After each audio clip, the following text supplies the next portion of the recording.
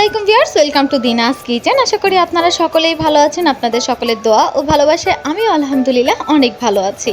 তাই আজ আবারও চলে এসেছি মোস্ট কমন একটি রেসিপি নিয়ে। আমার মুখে বলার কিছুই নেই, যদি আজকের রেসিপিটি একজন ভাইয়ার রিকোয়েস্টেড। যেমন পড়েছে বৃষ্টির ওয়েদার, তার সাথে যদি হয় ভুনা খিচুড়ি তাহলে তো আর কথাই নেই। আর ব্যাচেলার মিরাজ আহমেদ ভাইয়ের এই ওয়েদার ডিমান্ডে ছিল ভুনা খিচুড়ি, তাই আজকের রেসিপি স্পেশালি ভাইয়ার জন্য। তাহলে চলুন আর দেরি না করে দেখে নিই কিভাবে রান্না করতে হয় এই দারুণ মজার রেসিপি। রান্নার জন্য প্রথমে আমি নিয়ে নিয়েছি 700 গ্রাম পরিমাণ খাসির মাংস। আপনারা চাইলে গরু কিংবা মুরগিও ব্যবহার করতে পারেন। দিয়ে দিলাম হাফ কাপ পরিমাণ পেঁয়াজ কুচি, আরও দিয়ে দিচ্ছি সাথে 3-4টে আস্ত কাঁচামরিচ। দিয়ে দিচ্ছি 1 চা চামচ পরিমাণ গোলমরিচ গুঁড়ো,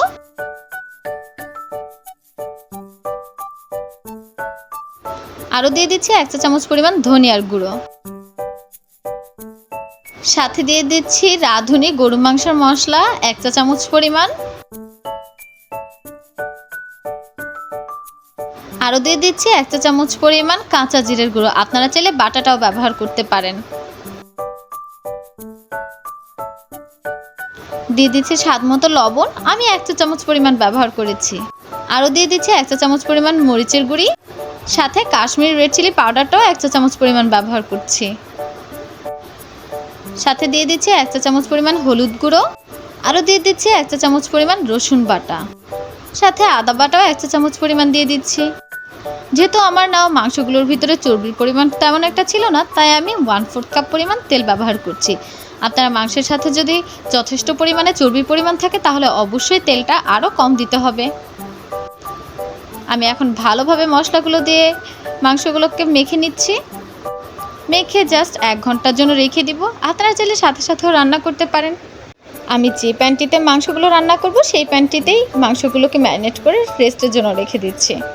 আর যদিও আমি ভুলে গরু মাংসের পরিবর্তে খাসির মাংস নিয়ে ফেলেছি, আসলে মাংস কাটার পর আমি আর চিনতে পারি না। আর এখন আমি নিয়ে নিচ্ছি হাফ কাপ পরিমাণ খেসারি ডাল ও হাফ কাপ পরিমাণ মুগ ডাল। এখন আমি এগুলোকে ভালোভাবে পানি দিয়ে ধুয়ে তেল ছাড়াই হালকাভাবে একটু ভেজে নিব। এবং অন্য একটি পাত্রে নিয়ে নিচ্ছি 1.5 কাপ পরিমাণ পোলাওয়ের চাল এবং হাফ কাপ পরিমাণ মসুর ডাল।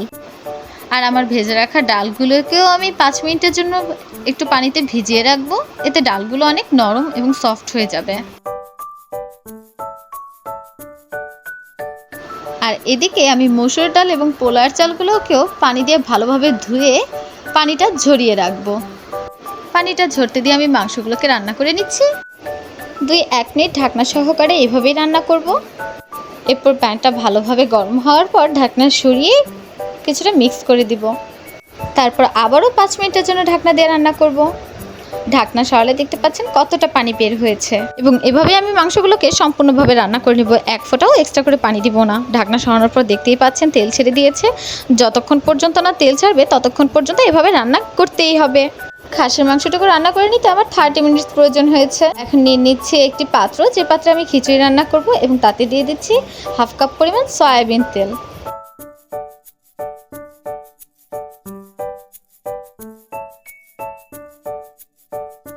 এবং সাথে দিয়ে দিচ্ছি হাফ কাপ পরিমাণ পেঁয়াজ কুচি। পেঁয়াজগুলোকে জাস্ট একটু নরম হওয়া পর্যন্ত অপেক্ষা করব। একদম ব্রাউনিশ করেও ভেজে নিব না, খুব একটাও ভাজবো না, এতে খুব একটা সময়ের প্রয়োজন হয় না। আর আমার এসব খুঁটিনাটি টিপসগুলো অবশ্যই মনোযোগ দিয়ে শুনবেন, তাহলে রান্নার রেজাল্ট হুবহু একদম আমার মতোই পেয়ে যাবেন। এখন আমি সাথে দিয়ে দেব গরম মশলাগুলো। আপনারা দেখতেই পাচ্ছেন পেঁয়াজের কালারটা কি হয়েছে। 4টে লবঙ্গ, 4টে এলাচি এবং কিছুটা দারুচিনি দিয়ে দিয়েছি।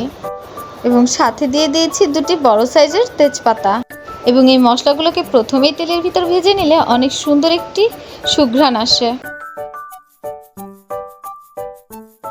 এখন আমি পোলাওয়ের জন্য দিয়ে দিচ্ছি 3টি কাঁচামরিচ। আপনারা যদি ঝাল কম খেতে চান তাহলে অবশ্যই এই পর্যায়ে ঝাল দেবেন না।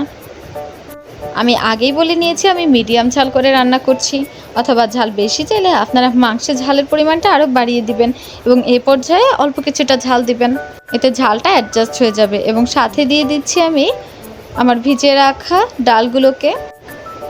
এখন এগুলোকে তেলের ভিতরে কিছুক্ষণ ভেজে নেব। যেহেতু পোলাওয়ের চালের তুলনায় এই ডালগুলোকে সেদ্ধ হতে কিছুটা সময় বেশি লাগে, তাই এই ডালগুলোকে আমি আগে কিছুটা ভেজে নিচ্ছি। দেখতেই পাচ্ছেন ডালের সাথে থাকা সামান্য পানিটুকু শুকিয়ে গিয়েছে। এখন আমি দিয়ে দিচ্ছি পোলাওয়ের চাল এবং মসুর ডাল, এগুলোকে আমি আগেই ধুয়ে পানিটা ঝরিয়ে রেখেছিলাম।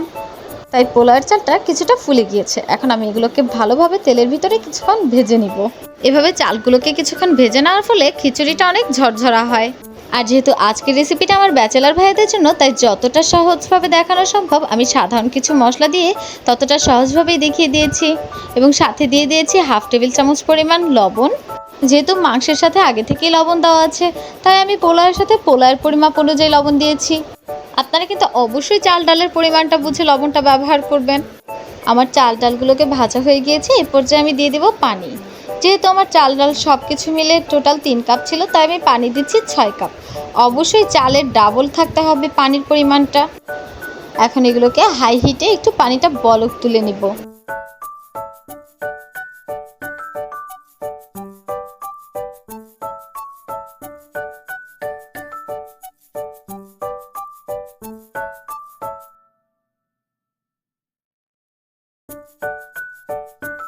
ব্যাস, বলক তো উঠতে শুরু হয়ে গেল, তাই আমি চুলার আঁচটা লো টু মিডিয়াম করে দিয়েছি।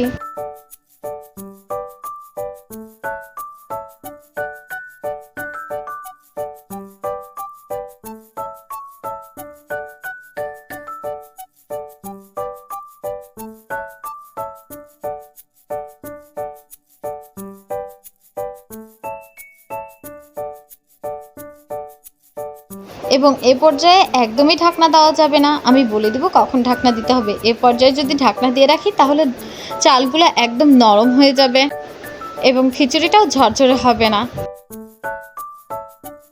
দেখতেই পাচ্ছেন পানিটা কমে একদম মাখা মাখা হয়ে গিয়েছে। এই পর্যায়ে আমি রান্না করে রাখা মাংসগুলো দিয়ে দিচ্ছি। ভালোভাবে নেড়েচেড়ে মিক্স করে দিচ্ছি। মাংসগুলো মিক্স করতে করতে পানির পরিমাণ আরও কমে গিয়েছে।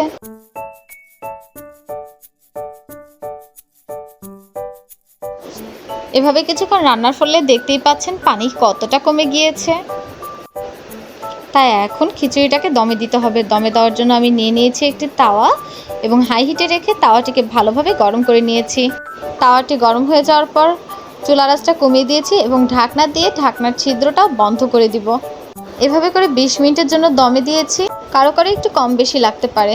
দেখতেই পাচ্ছেন ঢাকনা সরানোর পর আমার ভুনা খিচুড়িগুলো একদম ঝরঝরে করে কত সুন্দরভাবে হয়ে গিয়েছে।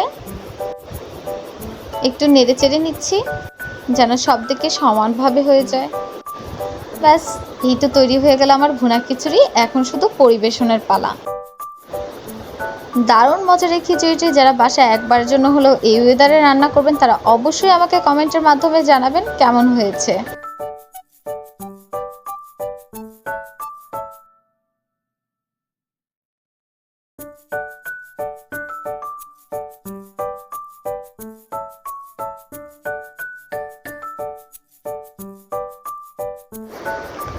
দেখতেই পাচ্ছেন কালারটা কত সুন্দর হয়েছে এবং কতটা ঝরঝরে হয়েছে। মাংসগুলো এনাফ সফট হয়েছে। আমি ঘরে থাকা একদম সাধারণ কিছু মশলা দিয়ে রান্না করে দেখিয়েছি একদম সহজভাবে। যারাই আমার ভিডিও দেখে ট্রাই করবেন অবশ্যই আমাকে জানাতে ভুলবেন না। ধন্যবাদ সবাইকে এতক্ষণ সাথে থাকার জন্য। আর নেক্সট কে কী ভিডিও চাচ্ছেন তা অবশ্যই আমাকে কমেন্টের মাধ্যমে জানাবেন। আর এমন মজাদার নিত্য নতুন ভিডিও পেতে অবশ্যই আমার চ্যানেলটিকে এবং পেজটিকে ফলো এবং সাবস্ক্রাইব করে রাখবেন। সবাইকে অসংখ্য ধন্যবাদ। আজ এ পর্যন্তই, দেখা হবে পরের কোনো ভিডিওতে। এ পর্যন্ত সবাই ভালো থাকবেন, সুস্থ থাকবেন এবং আমার ও আমার পরিবারের জন্য দোয়া করবেন। আল্লাহ হাফেজ।